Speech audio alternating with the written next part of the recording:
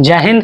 आप लोग का स्वागत करते हैं। आज के इस सेशन में हम लोग कुछ यूनिक टॉपिक जानेंगे पीरियोडिक टेबल के बारे में, और पीरियोडिक टेबल के बारे में भी हम ये कुछ 5 इंपॉर्टेंट बातें जानेंगे जो कि किसी को पता नहीं रहता है। पता तो बहुत लोग को रहता है और वो जाके एग्जाम में क्या करते हैं, गलती कर देते हैं।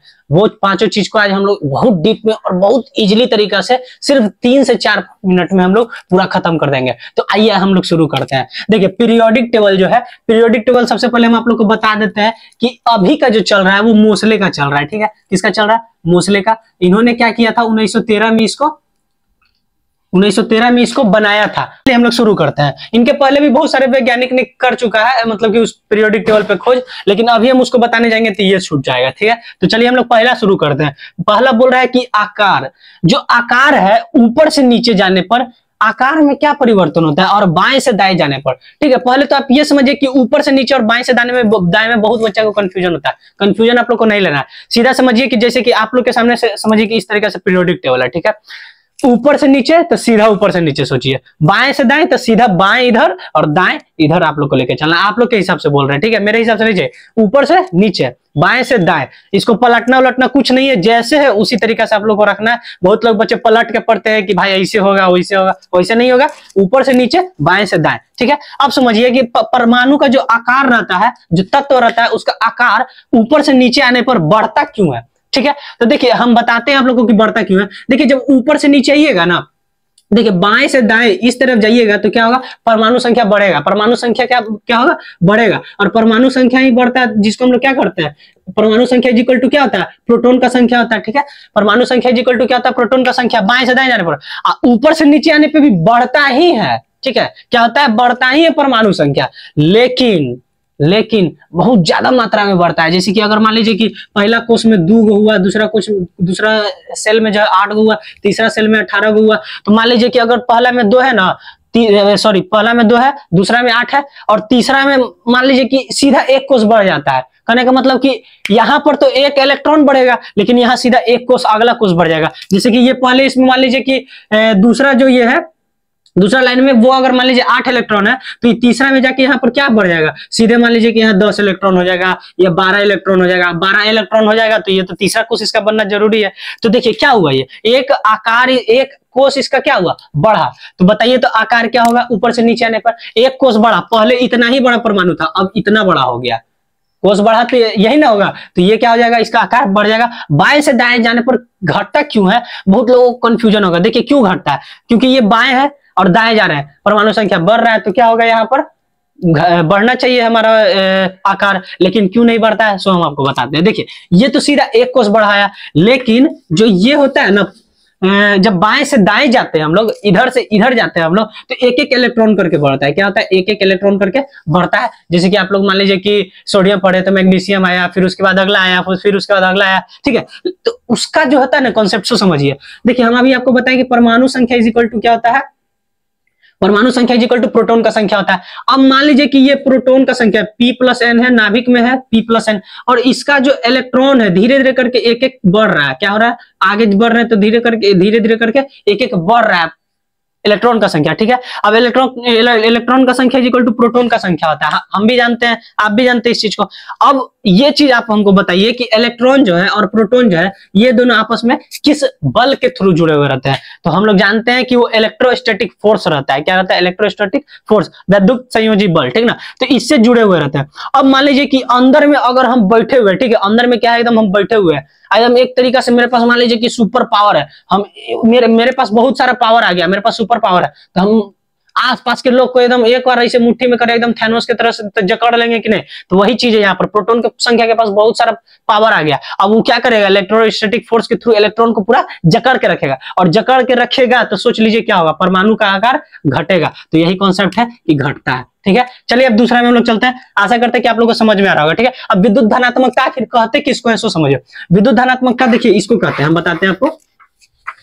जब हम लोग क्या करते हैं कि इलेक्ट्रॉन का त्याग करते हैं, क्या करते हैं, इलेक्ट्रॉन का त्याग करते हैं, तब क्या बन जाता है हम लोग का, पॉजिटिव। और जब इलेक्ट्रॉन को ग्रहण करते हैं तो क्या होता है, निगेटिव बनता है। ठीक है, इलेक्ट्रॉन को जब त्याग करते हैं तो पॉजिटिव बनता है, इलेक्ट्रॉन को ग्रहण करते हैं तो क्या होता है, निगेटिव। अब यहाँ क्या है, इलेक्ट्रॉन का विद्युत धनात्मकता है। इसका मतलब क्या है, इलेक्ट्रॉन को हम लोग क्या कर रहे हैं, त्याग रहे हैं ना, इलेक्ट्रॉन को त्याग रहे हैं तो पॉजिटिव आ जाएगा। अब देखिए बोल रहा है कि ऊपर से नीचे आने पर ये बढ़ता क्यों है, मतलब कि इलेक्ट्रॉन पॉजिटिव क्यों हो जाता है ज्यादातर, तो सो समझिए आप लोग।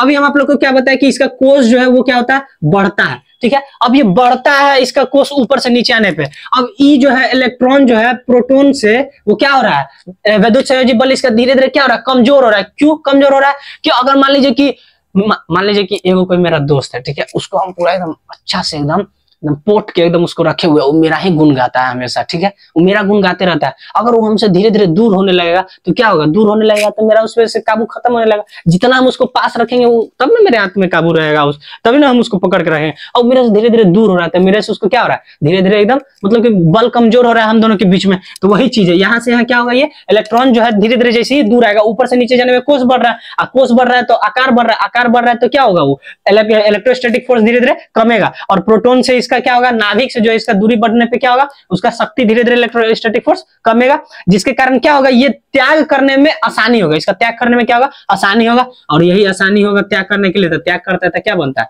पॉजिटिव बनता है। तो वही है, पॉजिटिव बना और त्याग करने में आसानी हुआ, मतलब कि अच्छा से त्याग कर पा रहा है तो बढ़ रहा है। विद्युत धनात्मकता क्या हुआ, परसेंटेज बढ़ रहा है, और उसी का उल्टा घट रहा है। मान लीजिए कि बाएं से दाएं जाएंगे तो बाएं से दाएं जाने पे क्या हो रहा था, हमारा आकार छोटा हो रहा था। प्रोटॉन जो क्या कर रहा था, नाभिक जो था वो इलेक्ट्रॉन को बहुत कस के जकड़ा हुआ था, और जकड़ा हुआ था जिसके कारण क्या था, त्याग करने में उसको मुश्किल हो रहा था। तो त्याग करने में मुश्किल का कहने का मतलब क्या, जो ग्रहण करता है, त्याग नहीं कर पाएगा तो ग्रहण ना करेगा, ग्रहण करता है ये माइनस हो जाएगा, मतलब कि नेगेटिव चार्ज हो जाएगा उस पर, ठीक है। वही चीज यहाँ विद्युत ऋणात्मकता में आएगा। हम एक साथ ही लिख देते थे, आप लोग को एक साथ ही समझ आ जाता, लेकिन चलिए ठीक है, कोई दिक्कत नहीं। अब देखिए आयनन ऊर्जा, आयनन ऊर्जा का मतलब होता क्या है, सो समझिए पहले आप।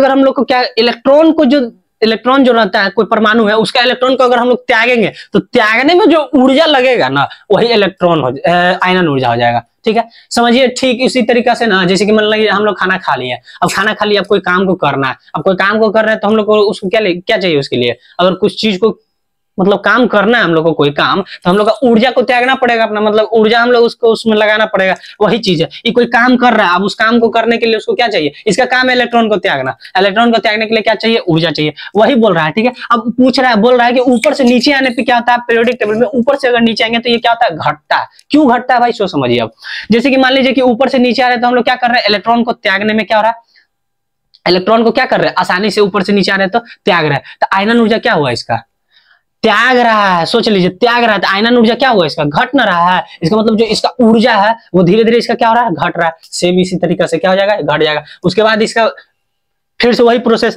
कि बाएं से दाएं जाने पर इसका क्या हो रहा है, त्यागने का शक्ति क्या हो रहा है, धीरे धीरे कम रहा है। इसका मतलब इसका आयनन ऊर्जा क्या हो रहा है, बढ़ रहा है। तो आयनन ऊर्जा क्या होता है, बढ़ता है। एकदम सेम इजीली तरीका है, ठीक ना। इसको आप लोग एकदम बहुत बढ़िया तरीका से, मेन यही दोनों था जिसको हम समझा दिए हैं। अब आप लोग को तीनों नीचे वाला एकदम इजीली समझ आ जाएगा, ठीक है। अब देखिए विद्युत ऋणात्मकता, विद्युत ऋणात्मकता मतलब क्या, हम आपको बताए थे कि जब त्याग ये करते हैं, विद्युत ऋणात्मकता मतलब क्या होता है, इलेक्ट्रॉन पे निगेटिव चार्ज। निगेटिव चार्ज कब होता है, जब हम किसी चीज को ग्रहण करते हैं। अब बताइए विद्युत ऋणात्मकता ऊपर से नीचे जाने पे क्या होगा, घट गया, क्योंकि ये त्याग नहीं कर त्याग कर रहा है इजिली। अब त्याग कर रहा है इजिली तो मतलब कि क्या कर पाएगा, ग्रहण नहीं कर पाएगा। तो इसका ग्रहण शक्ति क्या हो गया, घट गया। ग्रहण शक्ति घटा तो ऋणात्मकता हो गया। अब देखिए बाएं से दाएं जाने पर त्याग कर पा रहा है इजिली, त्याग कर पा रहा है इजिली, तो ये पॉजिटिव उस पर चार्ज बढ़ेगा। तो त्याग कर रहा है तो बढ़ेगा ही ना, पॉजिटिव आएगा इलेक्ट्रॉन पे तो ये बढ़ जाएगा। अब देखिए परमाणु त्रिज्या जो है, परमाणु त्रिज्या सेम है, आकार पे ही आप आ जाइए, ठीक है।